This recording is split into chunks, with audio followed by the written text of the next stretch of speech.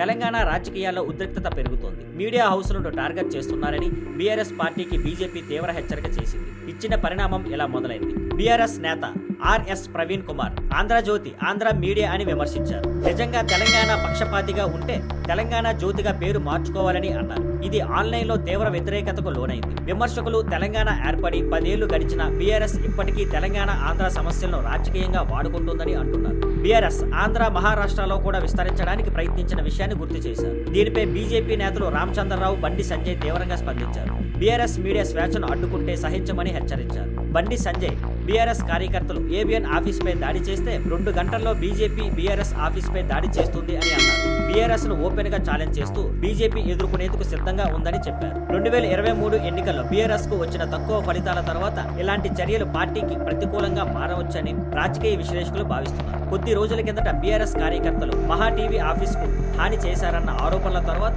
ఈ వివాదం మరింత వేడెక్కింది. Thank you for watching. Please like, share and subscribe.